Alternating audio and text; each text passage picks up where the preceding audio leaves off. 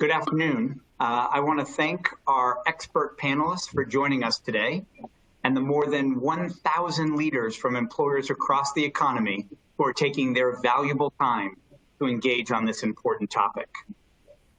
I've had the privilege and pleasure of working with each one of the panelists on deeply meaningful work over the last few months.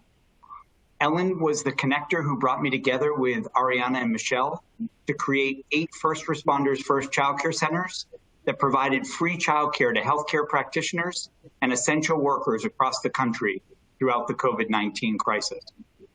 The impact on children, their families, and our employees has been incredible, and I'm so grateful for all 3 of you for your partnership. And Doug, he has been a Bright Horizons partner in architecting a healthy work environment for our home office employees and so many other employers around the globe. Thank you all for joining and sharing your thoughts this afternoon. Thank you, Steve. Thank you.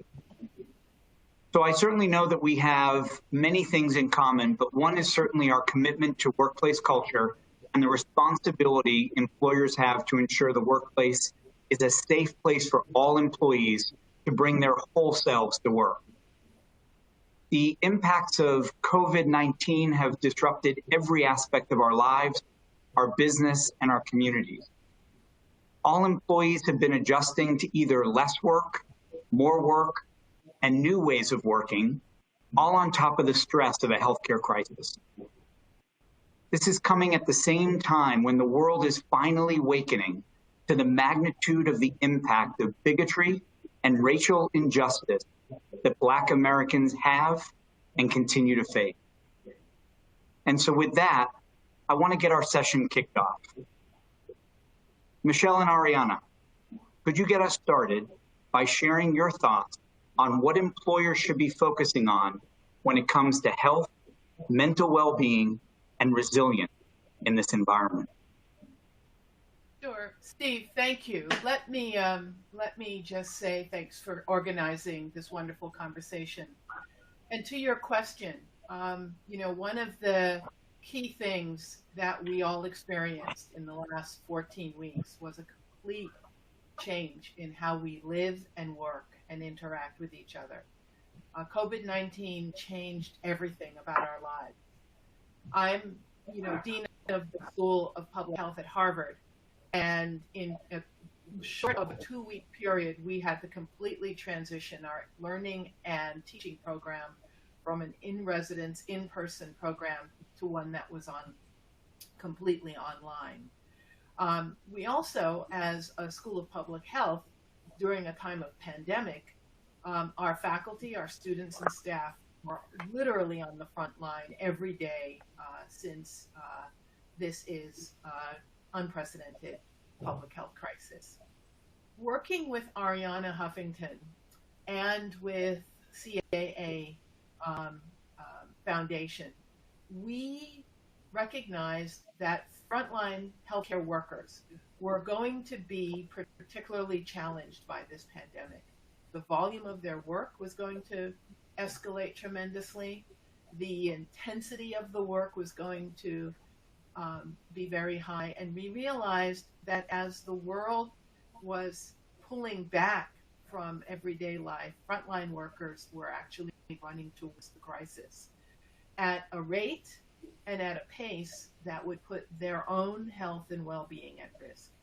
And so Arianna and I and others came together to develop a program that would build resilience, support frontline workers, provide them with tools and an encouragement to prioritize their self-care. And we are almost 15 weeks into this program. And I will tell you that it's critically important that we continue to support frontline healthcare workers, because in the context of public health, they're the ones who are literally on the front lines every day, ensuring that the rest of us can make it through this pandemic. Arianna, would you like to add some more? Yes, thank you so much, Michelle, for what you said and for our partnership. it's kind of interesting, Stephen, but Michelle and I and Ellen and I have really come together based on our belief that we need to address the whole human in everything we are doing. So in the work we are doing with the first responders first, our priority was to recognize that frontline healthcare workers didn't just need protective equipment and masks. Of course, that was first order of business, but they also needed support in every other area of their lives. So together with you, Stephen, we helped with childcare support, we helped with food, and together with Michelle and her mental health team at Harvard, as well as the work we've done at Thrive on our mental health micro steps and Thriving Mind, we help provide some support during these incredible times of stress, anxiety, and fear, not just among all of us, but particularly among frontline healthcare workers who, as Michelle said, were going forward at the time that the rest of us were asked to stay behind and protect ourselves at home. So for me, that is really something really essential as we move on, to understand that we can't compartmentalize our lives, that we can't be the supreme professional at work, whether it's in a hospital or a nursing home or our place of employment, if we don't take care of our own levels of stress, anxiety, and fear, and that everything is interconnected. That's great. Thank you very much, Michelle and Arianna, for sharing. Obviously, deep commitment around healthcare workers and first responders, and the work has had incredible impact. If we sort of think about that same theme and think about it through a corporate lens, obviously, Ellen, you lead global HR for one of the world's largest employers, Accenture, with more than 500,000 employees globally. And so as you think about the same issues that you and Arianna and Michelle contemplated as it relates to the front line, how are you thinking about the supports that are necessary for Accenture employees to be most productive, but also to think about their well-being as it relates to their employee? Well, thank you. And again, thank you, Stephen, for bringing us all together today. Accenture's been going through a lot of change this past year. In September, we had appointed a new CEO, Julie Sweet, who decided she was going to implement the largest change Accenture had ever been through on March 1st, which we did. But in the run-up to that change, she published some leadership characteristics that she felt were going to be important for Accenture leaders. And without the premonition of a global pandemic, I think that some of the characteristics are particularly poignant. First, she talks about caring deeply for our people. And as Arianna said earlier, it's not about the employee or the professional that works for Accenture, it's about the human being. And so she had asked our people, our leaders, to care deeply for our people, and also to be compassionate leaders, which means much more than being empathetic. It means to really act when people are suffering. And finally, I'll just mention that she also has this deep commitment to what she has characterized as shared success, which moves from just having your shareholder as your most important stakeholder to really a multi-stakeholder vision for our company, which certainly means our shareholders, but also our clients, our people, and our communities. And why do I talk about that in the context of this? Because her vision for leadership set us up extraordinarily well, just weeks in advance of not only a global health crisis, but a societal crisis and a financial crisis. And what that enabled us to do very quickly is to recognize that we couldn't, as we were moving all of our people to work from home, we couldn't just rely on the normal human-to-human connection. And I'll just say one of the first things we decided to do, which was important, it might sound like just words, but we said in Accenture, we're not going to use the word social distancing for ourselves. We're going to use the words physical distancing, because we knew that our world was becoming more digital, so human-to-human connection was even more important. And one of the most important things we did quickly with the help of Arianna and her team was we took a course that we had just launched called Thriving Minds that helps people think about their mental wellness. And Arianna's team reoriented that course into bite-sized pieces so that in the midst of the beginning of the crisis, when everybody was full on, they could learn about things that were going to help them be healthy, physically and mentally healthy during an unprecedented time. And I think that, you know, what I would recommend that employers do now is to carry those lessons with us and don't look to go back to normal, what normal used to be, because we've created something, I think, that is better than normal and more compassionate than we had, and we should look forward with that resolve to make the world a better place. I would love to add something to what Ellen said, because it's a real blueprint for the next normal, the future, which is already here. And this is to recognize that we don't have to wait until our employees or frontline healthcare workers or anyone we're dealing with exhibit symptoms of depression and anxiety. We can address them, and that's what we did with Ellen, Accenture, and the Thriving Mind program that we developed with Stanford beforehand. Preventively, going upstream, identifying the stress triggers we're all experiencing, identifying our own particular stress type, and having these micro steps, these small incremental steps we can take to make a difference. For me, that's really the cause for optimism about the future, that it's a combination of micro steps that build healthier habits and role models. Having others we admire, whether inside our company or outside, talk about what they're doing, which is inspirational and motivational for all of us. That's great. Thank you, Arianna, and thank you, Ellen. You know, it's just interesting to think about all of the stressors that are coming together and the mental well-being that you all are putting together for the employees of Accenture, but more broadly than that, throughout healthcare and other organizations. I think that certainly in today's environment with the health crisis that we face, but also the racial crisis that we face, you know, employees and individuals are thinking a lot about the physical workplace as well and how to keep themselves safe and healthy.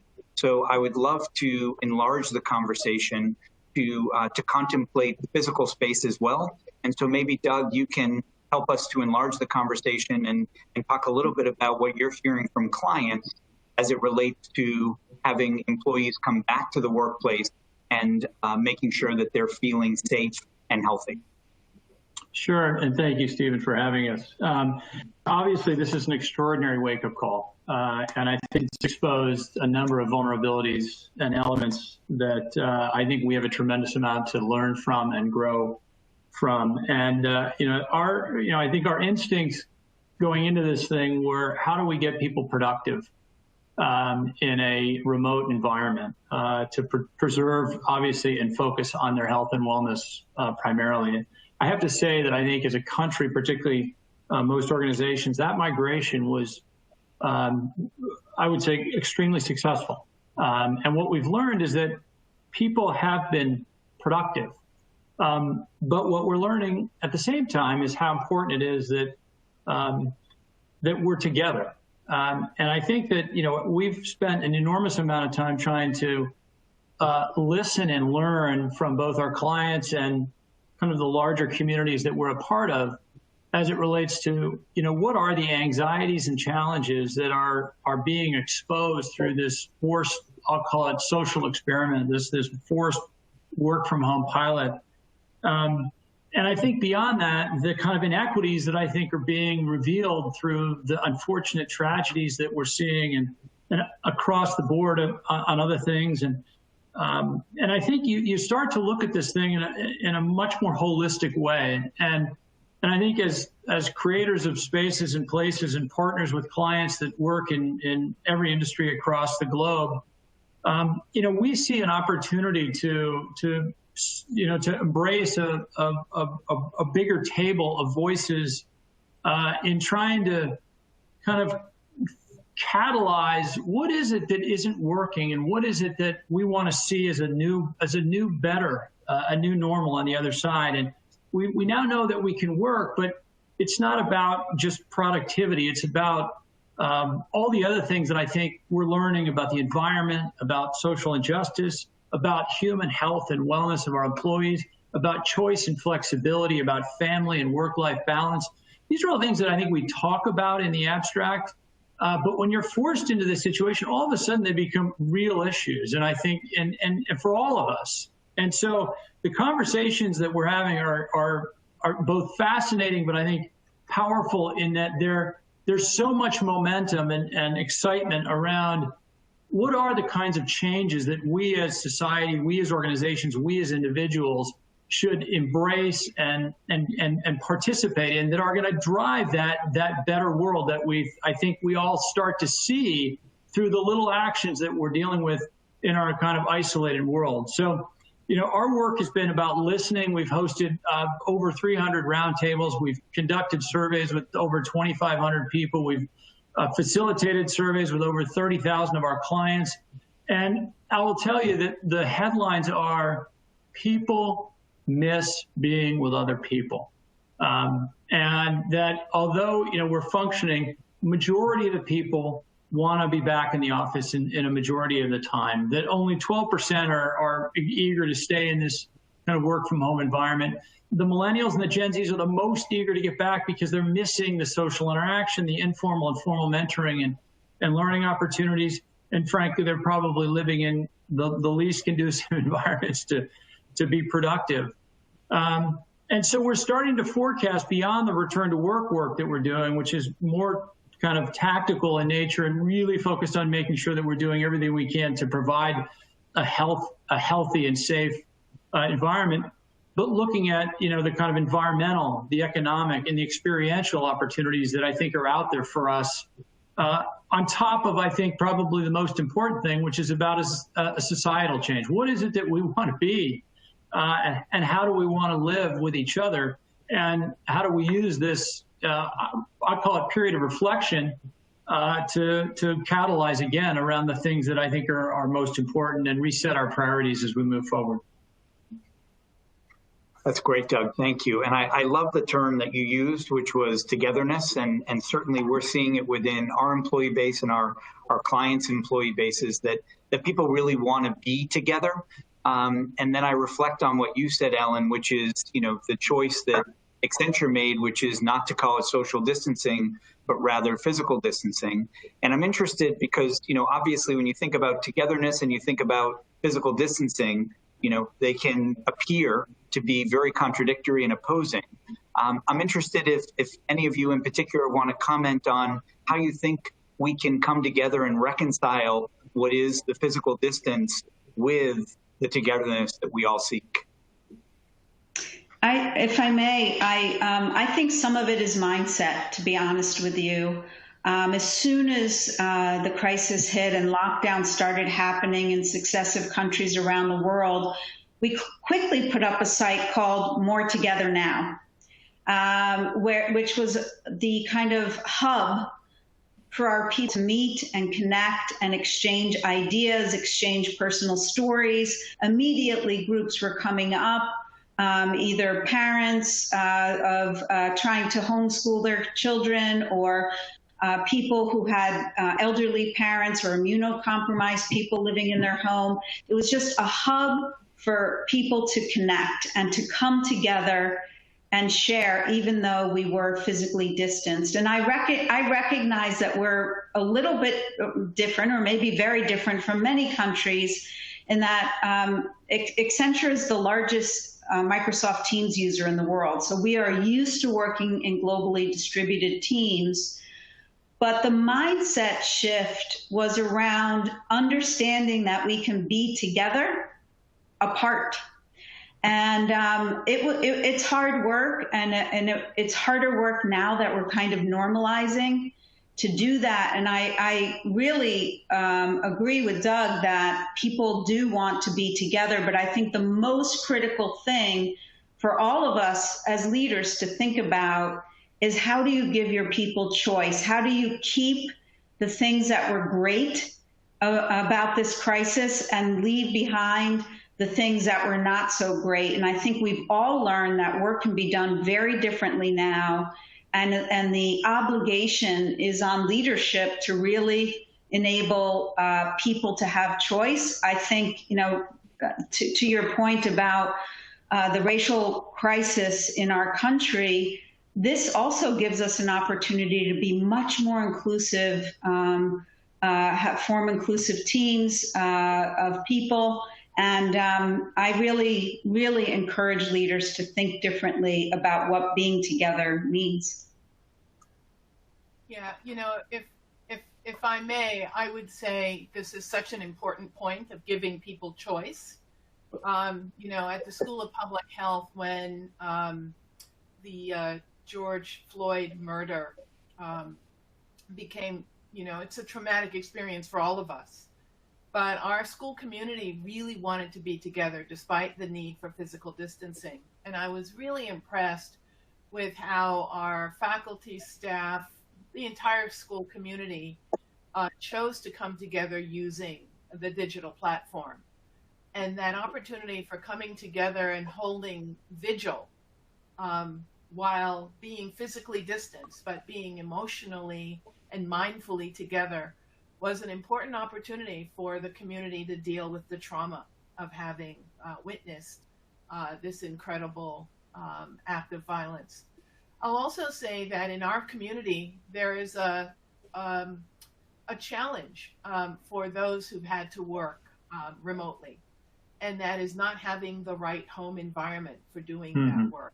So when we think about giving people choice, we also have to think about the lived experience of some of our employees and how compatible their living situation is for managing the homeschooling that's necessary, caring for elderly in the household, and then managing their professional obligations. We recognize that because of COVID, we have to be much more holistic in how we view our workforce.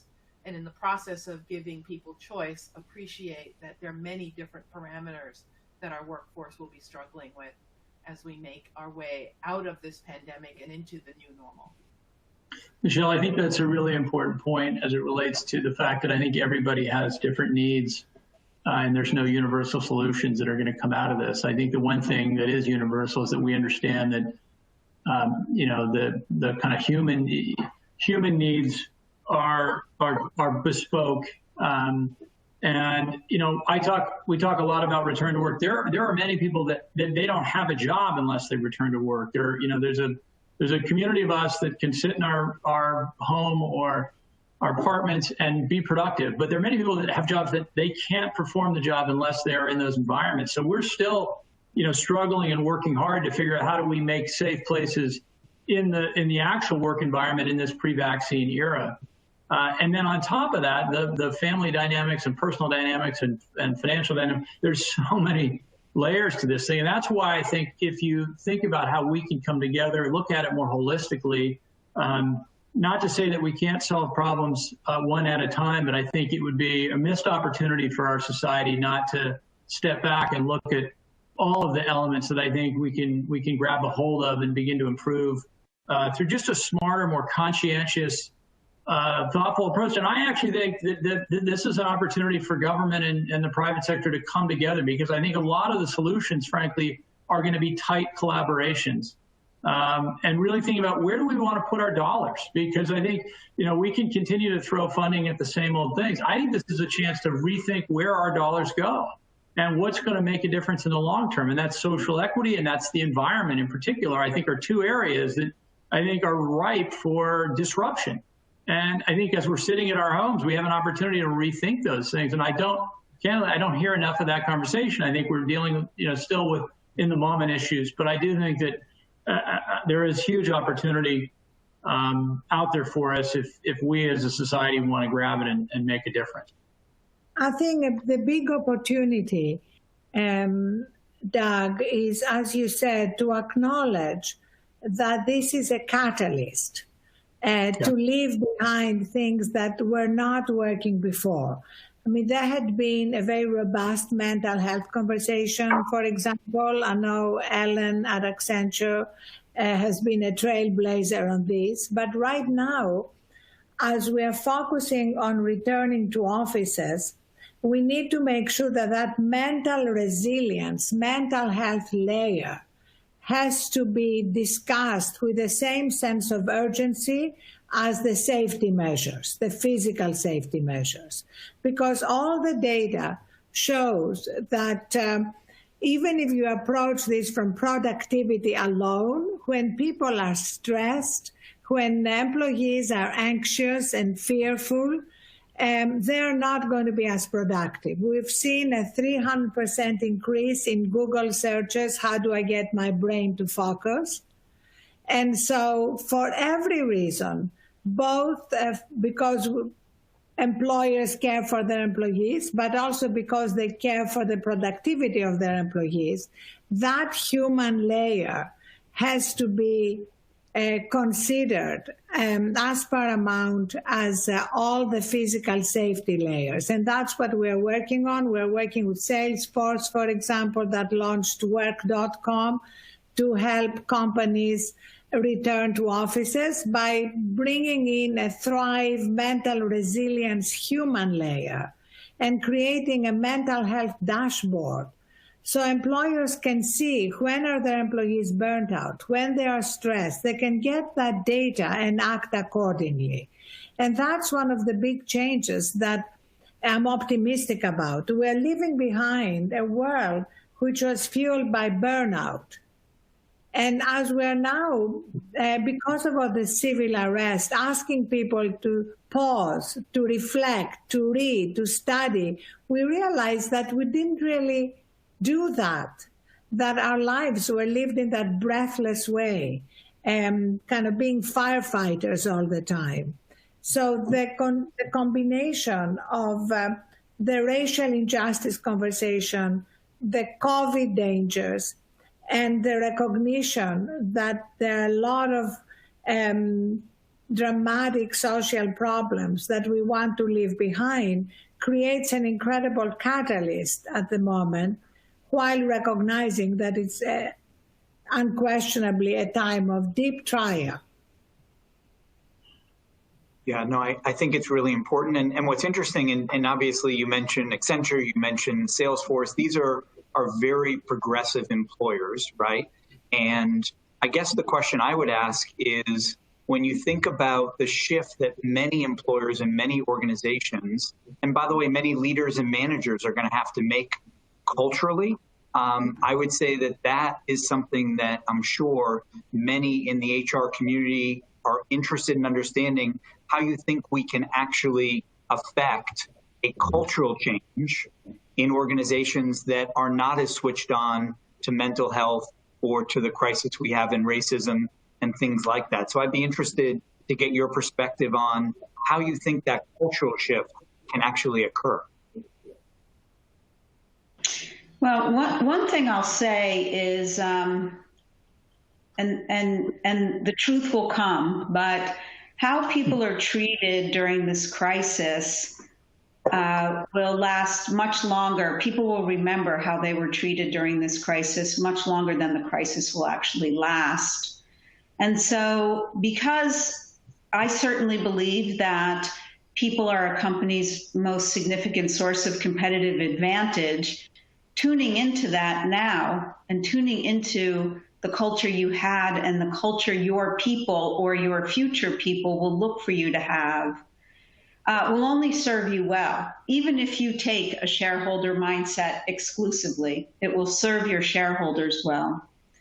And I'll say that this time, I think, it's no secret that Zoom has become part of everybody's life, has democratized humanity in a way, because it doesn't matter if you're a very senior leader in a company or you are a junior person. I don't know a human being who has children that's kid has not run into a Zoom meeting or someone's spouse picking something up off the printer during a very important call. And all of this stuff has just kind of democratized being human. Everybody's human in this crisis. And that is the real essence and beginning that people can plant as a seed for real culture change going forward. I love that response. Go ahead, Michelle. Yeah, thank you. Sorry, Doug. I just love that response. And it reminds me of, how nimble we had to be, Arianna and I, with our first responders first, when the world was forever changing what an essential worker was. What you begin to realize during this time of pandemic is so much of the human capital is essential to our livelihood, our health, our wellness, our national and social security. And that, in a lot of ways, democratized, our view and understanding of just how essential we all are in our society. I also want to say that people are going to remember how we as employers treated ourselves and each other. And, as I reflect on how our community responded to what we call the triple pandemic, the biological pandemic, the virus, the economic fallout of the pandemic, and then the brutal policing and opening of the floodgates of our realization of the structural racism that exists. People needed to have a space to be heard. They needed to share their trauma. They needed to be seen. And it was important that we create that space for people to safely reflect, share their stories. It was also important for us as leaders to reflect and appreciate that there are indeed a number of structures, quite pervasive and pernicious structures, that drive the inequality in food security, housing security, access to quality health care. And it's one thing to show awareness about this, but I think there's also a great deal of demand and a sense of urgency that, in addition to appreciating these structural inequities, that very quickly, very swiftly, we move to address these problems. And so you see increasingly a demand for not just dealing with the quantitative issues of diversity in our workplace, but wanting to also see qualitative changes being made so that there is diversity as well as inclusion and belonging. Great. And Doug, did you have something to share?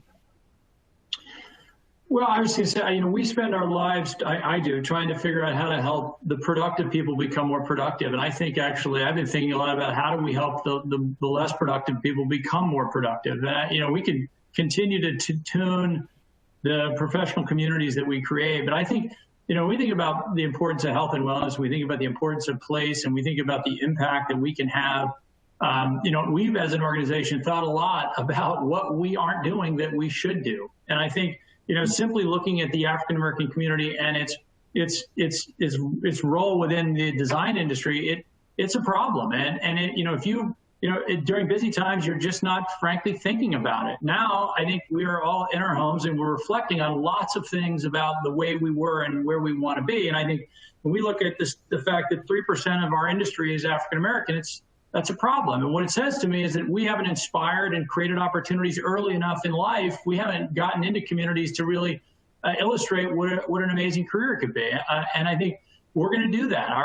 Diane Hoskins, one of our CEOs and one of my partners, is a Black woman, and she has been an extraordinary leader for us, but she's also been an inspiration for us to make it a much higher priority. So we have very specific initiatives that I won't go into detail that I think are going to try to make a difference. And I think that, to me, I think will make environments more productive for people that were productive going in. I think as a society, one of the things that we can reflect on is how do we make the less productive, more inclusive as we look to be on the other side of this? And that really requires ending the delusion that burnout is the way to being productive. And that's contradicted by all the science and the data. So what we're seeing now, we're seeing a connection between self-care and how that allows us to cultivate empathy that leads to more inclusive cultures. Everything is interconnected, because if we want to be sustainably productive, and if we want to create empathetic, inclusive cultures, not just cultures that check the boxes, we cannot do that when we're burnt out. We have all the data that shows that our empathy, our creativity, our ability to communicate and innovate are all sacrificed when we are depleted and running on empty. And that's where leaders can make such a difference, by sharing their own stories. And, Ellen, you knew I would go to you to ask you to share your story about your daily walk. Yeah, I was just sitting here thinking, oh, this is going to come, but I will share it because it's important. Right after New York City went on lockdown, I was probably already working around the clock for weeks, because we have people in 54 countries around the world.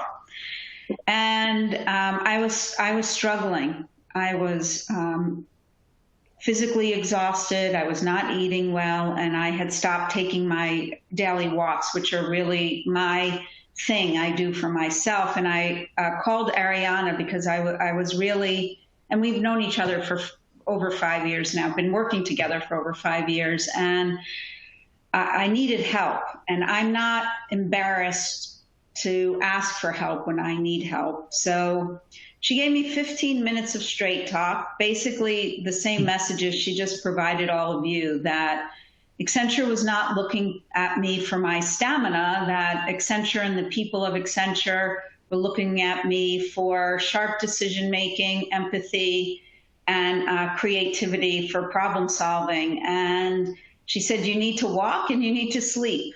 And I can happily say I heeded that advice, but I went a step further because of this point about compassion. And I could see that my entire leadership team, not the leaders that report to me, but my peers on Julie's leadership team were struggling like I was. And so I brought Arianna to one of our executive committee calls to give all of us the straight talk that she had given me. And these are leaders that run multi-billion-dollar businesses, are highly accomplished, physically fit, all the things that you would think of when you think of the model of leadership, and they were struggling. And the emails and the calls that Arianna and I received after, for just a 15-minute pause to think about self-care, were so startling to me. I encourage you all to think about what Arianna has said about that, because without that, we're really no good to anyone. Our employers, our families, and our communities, and all three need us in a very big way right now. That's great. Thank you, Ellen, for sharing. Sorry, Arianna. No, Michelle actually wanted to say something, I think. Yes, I just wanted to say that that is such a powerful story and endorsement for how important and critical self-care is, and it reminds me, Arianna, of our constantly using the phrase, you put on your own oxygen mask first so that you can help others. And really, Ellen, thank you for sharing that, because self-care, I've come to really realize, saves lives. And it is the best way to be compassionate to yourself and to others who count on you. And actually, Michelle, on one of our calls with some medical professionals, I learned something else, which is when a doctor goes into an operating room with a heart patient, they tell them, take your own pulse first. And I love that, because it's a kind of medical equivalent of put on your own oxygen mask on first, because take your own pulse, because if you're stressed, you're going to make bad decisions in the operating room. Mm-hmm. That's another sort of powerful metaphor for why all of us need to take care of ourselves. And it's not self-indulgent. It's really a way for us to get in the eye of the hurricane and make our best decisions. Great. So I am very mindful of everyone's time, and I've been very much looking forward to this panel discussion. And I have to say, it exceeded my expectation in terms of what I've been able to take away, and I hope that's true for all who have participated. I just want to thank you, Michelle and Arianna and Ellen and Doug, for your wisdom, for your candor, for everything that you've shared of yourselves today. I think that, it's important to really be thoughtful about this notion of self-care, of this notion of mental well-being. But this is a real movement. This is not a moment. This is a movement that I am hopeful really is the catalyst for change, not only in our workplaces, but in our country. And I am hopeful that we will certainly sustain through the health aspect of this crisis and the financial aspect of this crisis. But above all, I am very committed on behalf of Bright Horizons and as a leader within the community, and I hope you will join all of us in the fight against racism in our country and around the world. I think that all of those things have come together in a confluence that no one could have ever expected, but in a way that ultimately we all have the power and the ability to impact for the future. At Bright Horizons, we have the privilege of serving over 1,200 employer clients. We employ 32,000 like-minded individuals who come from really diverse backgrounds. And ultimately, we are hoping to change through future generations of children the way in which we interact and we act in our daily life. But I have been so privileged to be among the four of you this afternoon to really take time and think through these issues of mental well-being and self-care and making sure that we make our society and our workplaces a better place. And so with that, I simply say thank you. Thank you, Steve. Thank you, Stephen. Thank you, Stephen. Take care. Bye-bye. Thank you.